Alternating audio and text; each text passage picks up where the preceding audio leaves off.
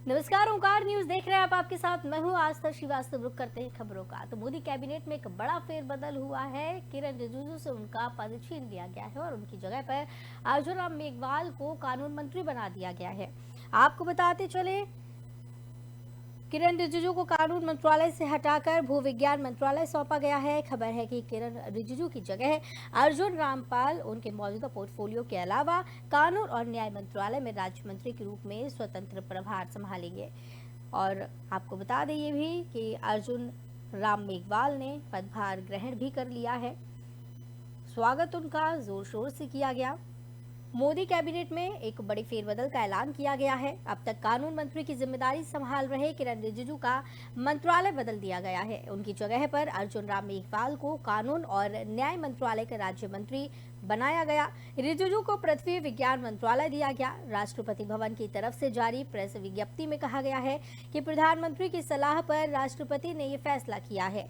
किरण रिजिजू से पहले 2021 जुलाई में रविशंकर प्रसाद से भी इसी तरह कानून मंत्रालय छीना गया था।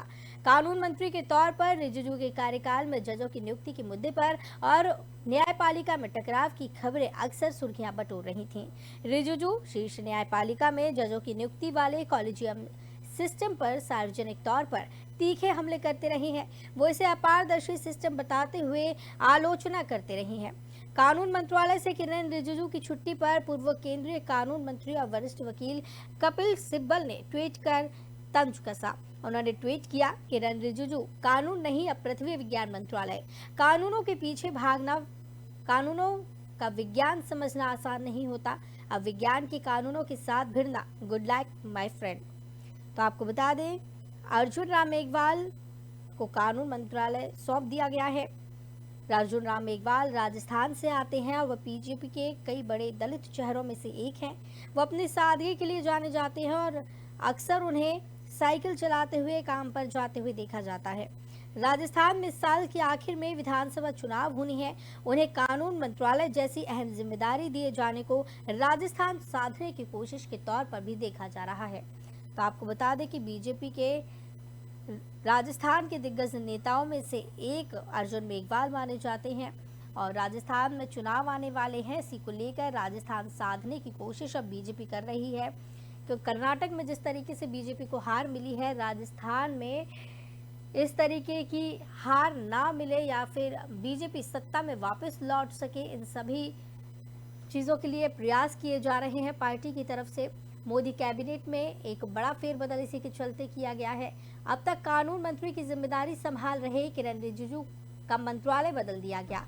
उनकी जगह पर अर्जुन राम मेघवाल को कानून और न्याय मंत्रालय का राज्य मंत्री बनाया गया है।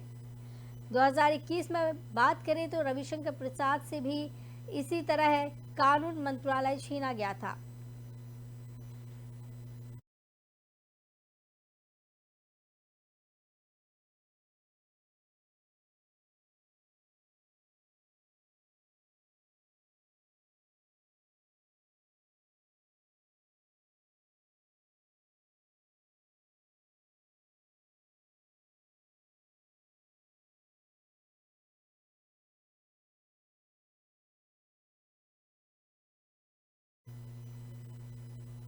पश्चिम बंगाल में एक फैक्ट्री में हुए आग के बाद से सीआईडी एक्शन में नजर आई है। तो आपको बता दें कि 3 लोगों को हिरासत में लिया गया है।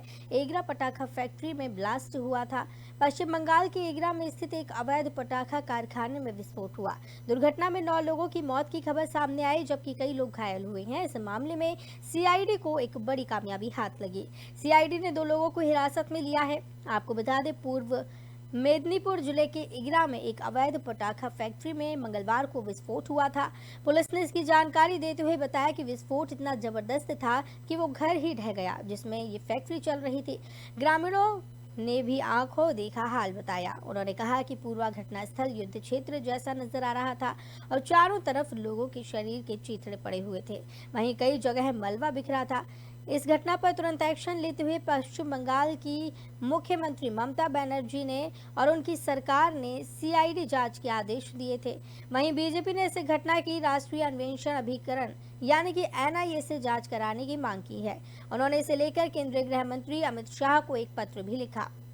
बता दें, पश्चिम बंगाल के एगरा में एक अवैध पटाखा कारखाने में विस्फोट हुआ था, जिसमें 9 लोगों की मौत की खबर सामने आई, जबकि कई लोग घायल हुए हैं। इस मामले में सीआईडी को एक बड़ी कामयाबी हाथ लगी है। सीआईडी ने 2 लोगों को हिरासत में ले लिया है। तो आपको बताते हैं, पूर्व मेदिनीपुर जिले के एगरा में अवैध पटाखा फैक्ट्री में मंगलवार को यह विस्फोट देखने को मिला था। इस दौरान कई लोग घायल भी हुए थे।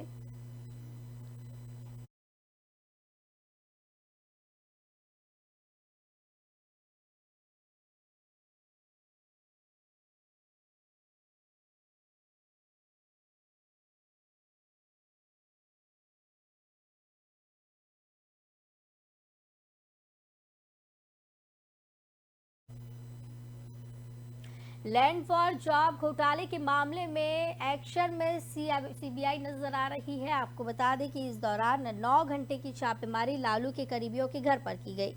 लैंड फॉर जॉब केस में देश भर के 9 ठिकानों पर सीबीआई ने रेड मारी है।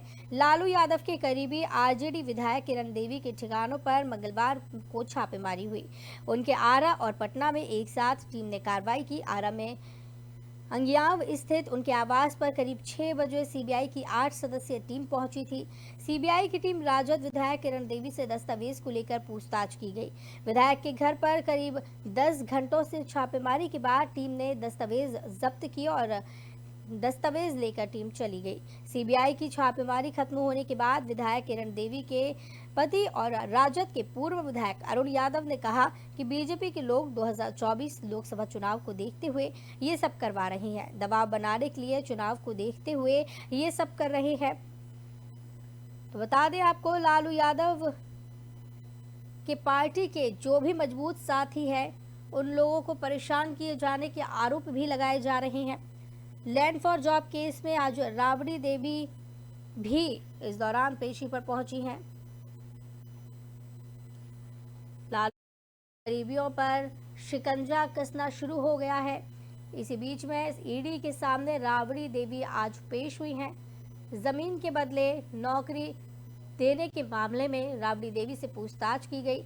आरजेडी सुप्रीमो लालू प्रसाद यादव की पत्नी और बिहार की पूर्व मुख्यमंत्री राबड़ी देवी ईडी के सामने गई। सूत्रों के मुताबिक रेलवे में जमीन के बदले नौकरी देने से जुड़े एक मामले में ईडी ने पूछताछ के लिए उन्हें बुलाया। बताया जा रहा है कि ईडी ने पीएमएलए एक्ट के तहत केस दर्ज किया। इसमें राबड़ी देवी के बयान दर्ज कराने के लिए उन्हें बुलाया गया है।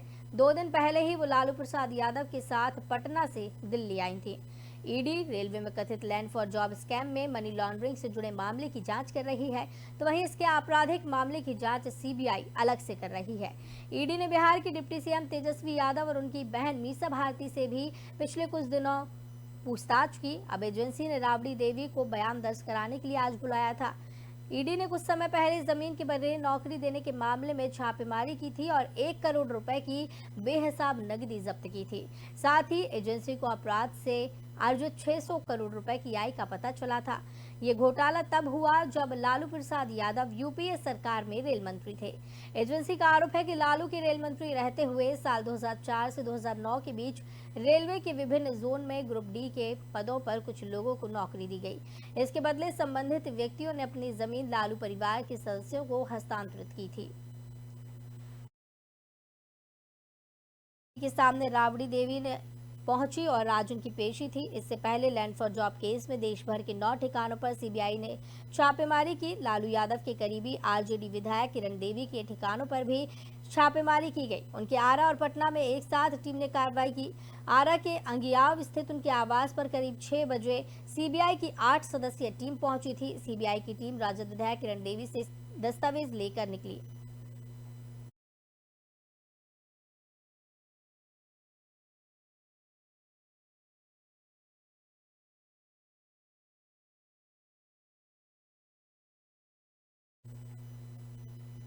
तो बिहार के भूतनाथ घाट पर एक बड़ा हादसा देखने को मिला। यहाँ मिट्टी धंसने की वजह से बच्चों की मौत हो गई।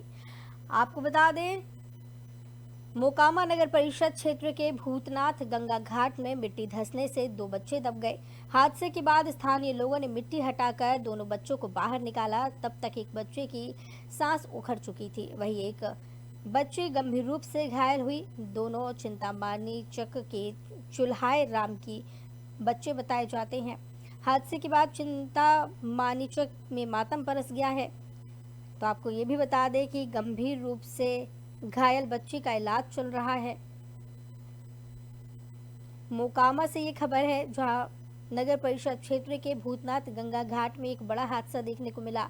मिट्टी धंसने से 2 बच्चे यहां पर दब गए। इस दौरान एक बच्चे की मौत हो गई और एक घायल बताई जा रही है, जिसका इलाज जारी है। दर्दनाक घटना हमने वार्ड नंबर हमने घर के सामने था। बच्चा अपने घर के लिए लाल मिट्टी की खुदाई घर लाने के लिए करता है, सब करता था। संजोग भगवान के ऊपर से 2-3 आदमी बच्चे बुतरू खेल रहे थे, धंसना गिरा, मरमाहत मौत हो गया। दुख की घड़ी है। दर्दनाक घटना हमने वार्ड नंबर हमने घर के।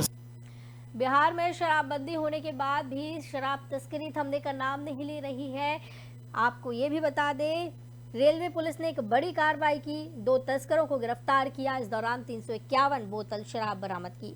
मोकामा पटना रेलखंड पर ट्रेनों से शराब की तस्करी हो रही है। ये तस्करी लगातार बढ़ती हुई मिल रही है। इस रेलखंड पर आए दिन ट्रेन से शराब की तस्करी का खुलासा किया जा रहा है। मोकामा रेल पुलिस ने एक बार फिर भारी मात्रा में अंग्रेजी शराब की बरामदगी की और शराब की तस्करी का खुलासा कर 2 तस्करों को भी गिरफ्तार किया है। रेल थानाध्यक्ष के अनुसार ब्रह्मपुत्र मेल से शराब की खेप के साथ बाढ़ निवासी राहुल कुमार और पटना निवासी राहुल को दबोच लिया गया। गिरफ्तार तस्करों के पास से 351 बोतल शराब जब्त की गई है। शराब की खेप को डिलीवरी के लिए मोकामा स्टेशन पर उतारा गया। पुलिस के अनुसार पूरे मामले की जांच अभी जारी है।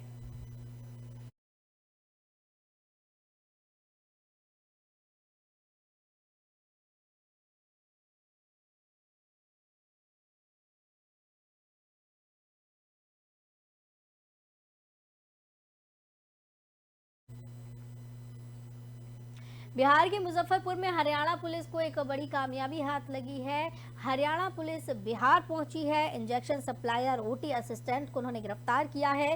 इसके साथ ही 3 और लोग भी गिरफ्तार किए गए। इनके पास से 457 एंटी रेबीज दवा बरामद हुई है। बिहार के मुजफ्फरपुर में हरियाणा की पुलिस ने एक बड़ा खुलासा किया है। सदर अस्पताल में तैनात injection supplier OT assistant Nilesh Kumar को गिरफ्तार कर लिया गया, जिससे गहन पूछताछ की जा रही है।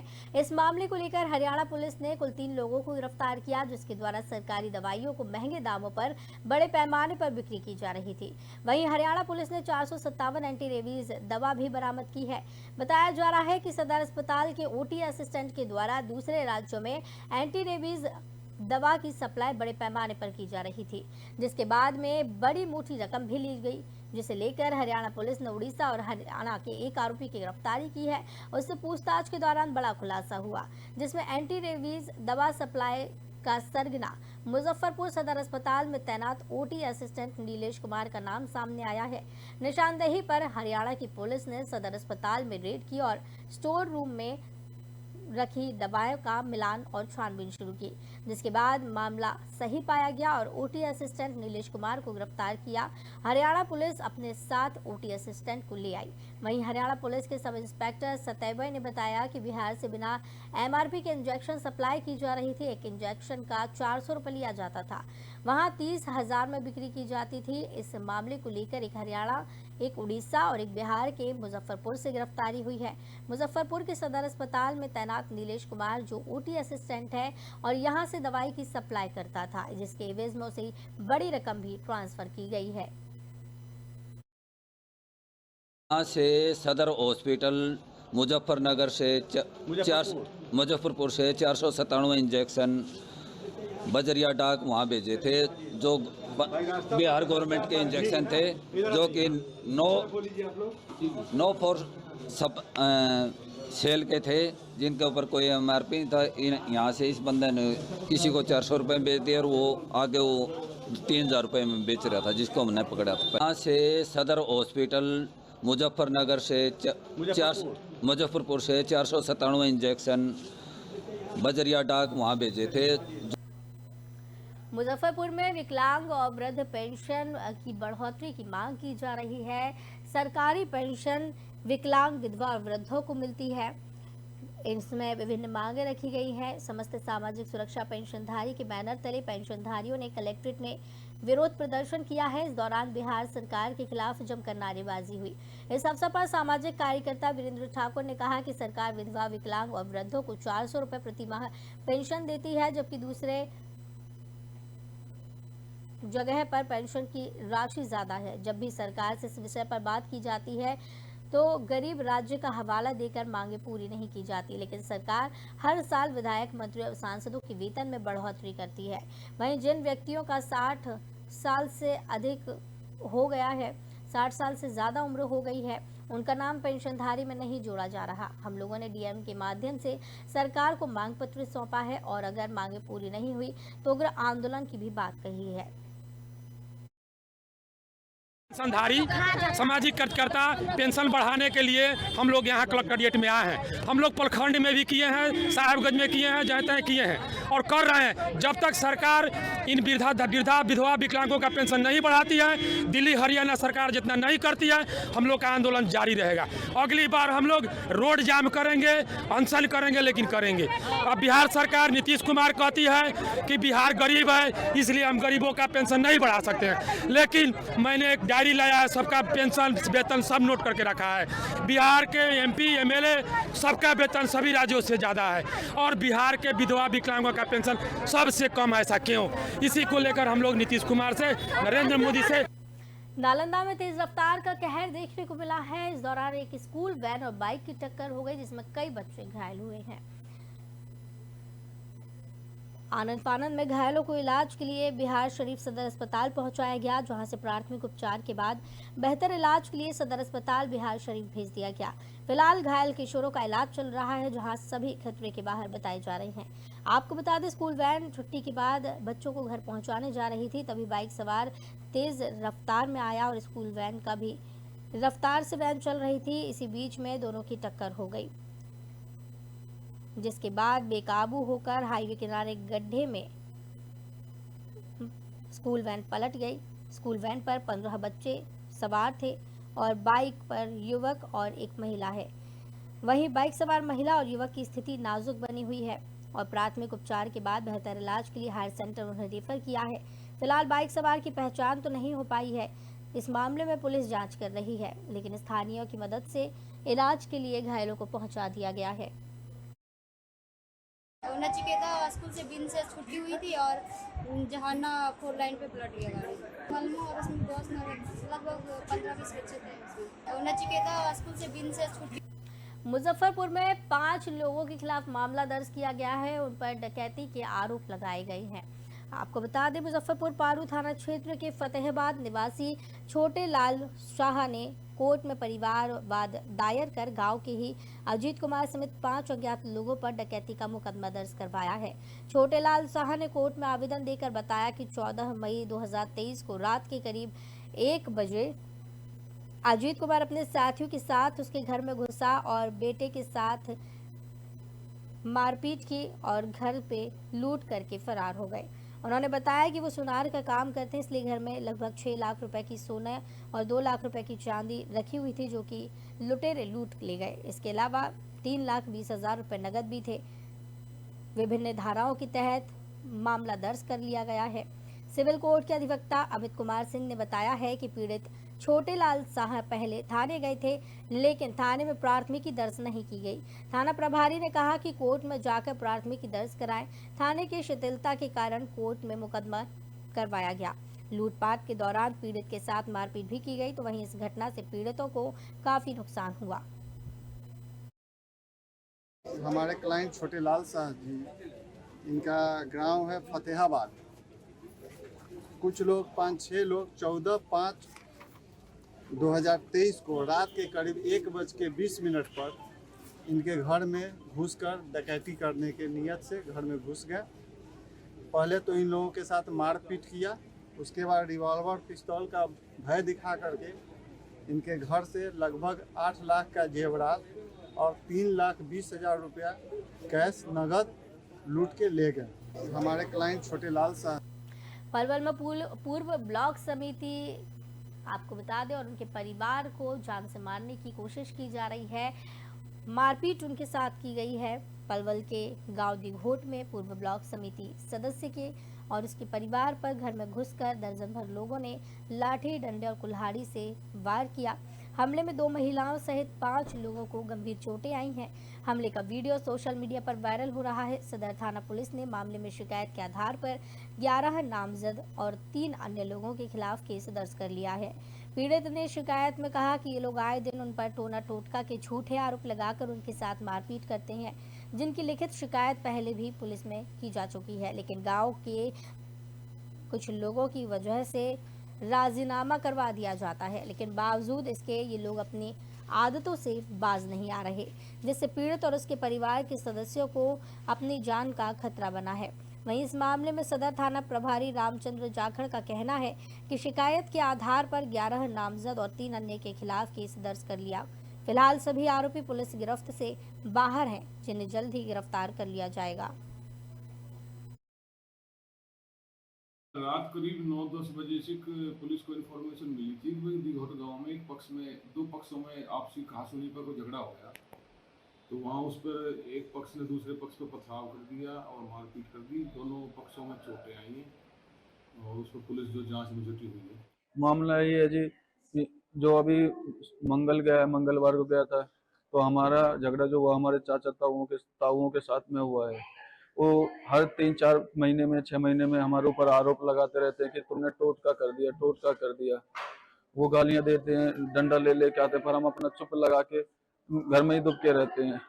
तो अभी जो ये लास्ट मंगलवार गया है, इस मंगलवार को फिर उन्होंने आरोप लगाया कि हमारे घर में टोटका कर दिया और हम तुम्हें छोड़ेंगे नहीं, अब की बार लाश बिछा देंगे तुम्हारी। तो फिर उसके बाद में उन्होंने जो हमारे दोनों ताऊ हैं उनके लड़के और पोतों ने प्लान बना के संडे का प्लान बनाया कि छुट्टी रहती है सबकी और संडे को हम इनको मारेंगे। तो हम छोटा वाला भाई था, वो अपनी ससुराल गया था और हम भाई थोड़े जो दादा लाई प्लॉट है, अलग अलग प्लॉट है, उन प्लॉटों में रहते हैं। तो मेरा घर थोड़ी सी दूर था और भाई का घर थोड़ी दूर। तो जब ससुराल से आया तो आते ही ताऊओं के लड़कों ने और पोतों ने सभी ने एक साथ लाठी, डंडों और कुल्हाड़ियों से हमारे ऊपर वार कर दिया। तो भाई ने अपनी जान बचा के अपने आप को कमरे में बंद कर लिया। तो इस बुलेटिन में फिलहाल इतना ही। मुझे दीजिए इजाजत।